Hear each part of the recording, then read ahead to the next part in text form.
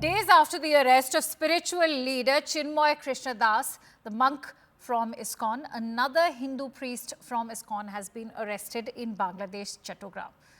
The arrested priest is Shyam Das Prabhu. So why was Shyam Das Prabhu even arrested? Prabhu reportedly went to meet Chinmoy Krishna Das, who is currently jailed. According to sources, Shyam Das Prabhu was arrested without any official warrant. Now, Radharaman Das, the vice president and spokesperson at ISKCON Kolkata, has also posted about the monk's arrest on X. Now, remember, this is the second priest from ISKCON who has been arrested in Bangladesh. As for Chinmoy Krishna Das, the former member of ISKCON of Bangladesh was arrested in connection with a sedition case on Monday and even denied bail on Tuesday. And ever since his arrest, there have been massive protests which have been triggered by the Hindu community members in various locations in Bangladesh. That also includes the capital Dhaka and Chattogram. A lawyer who was in fact a public prosecutor, Saiful Islam, was also killed on Tuesday during clashes that took place between the police and protesters outside the Chattogram court after Chinmoy Das was denied bail.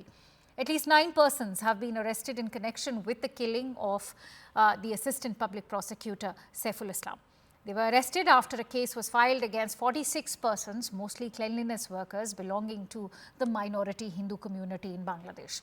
Meanwhile, 3 Hindu temples were vandalized by a slogan-shouting mob on Friday in Chattogram, which has witnessed protests and violence ever since Chinmoy Krishna Das was booked under sedition charges.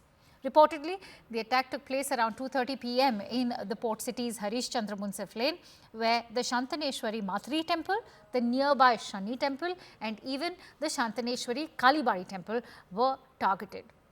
Now, sources have revealed that a group of several hundred slogan-shouting people even threw brickbats at the temples, damaging the Shani temple and even the gates of the other 2 temples.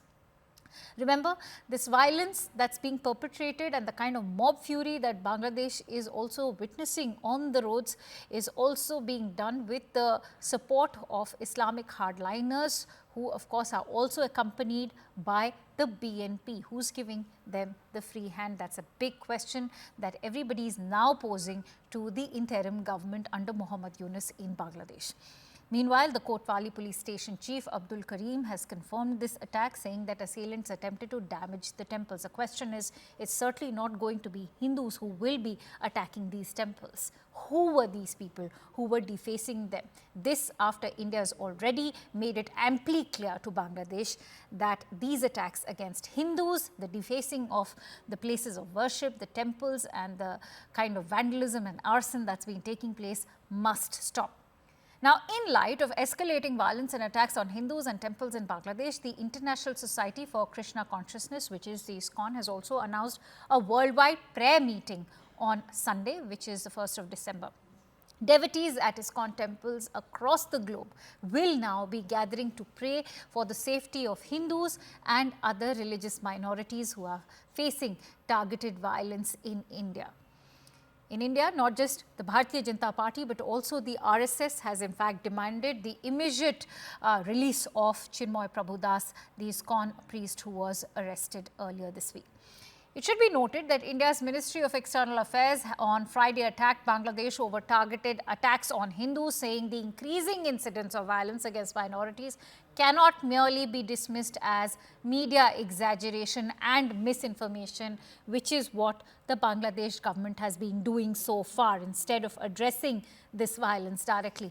At the same time, India's External Affairs Minister Dr. S. Jaishankar on Friday itself in the parliament said that the Muhammad Yunus-led interim regime in Bangladesh is responsible for protecting its citizens, including minorities. Repeated requests have been going from the External Affairs Ministry all the way up to India's Foreign Minister Dr. Jaishankar, and yet nothing has been done by Bangladesh to address the kind of violence that's being perpetrated against Hindus in Bangladesh. Months of simmering tension between India and Bangladesh has also erupted into the open this week. The once friendly neighbors landed in a diplomatic row after the arrest of Chinmoy Prabhu Das, the ISKCON priest in Bangladesh. Remember, he has been arrested on charges of sedition. At least 4 persons have also been killed in Bangladesh during the clashes that have been taking place between security forces and Hindus who are protesting against this arrest. Bangladesh has, of course, defended its actions by stating that India is intervening in its internal affairs, which it should not be doing because Bangladesh does not do so, and that all religions in Bangladesh are being treated equally by the interim government of Muhammad Yunus. But analysts say that Mr. Yunus's government has not really helped itself by jailing the monk under a colonial-era law that Miss Hasina had used to crush dissent.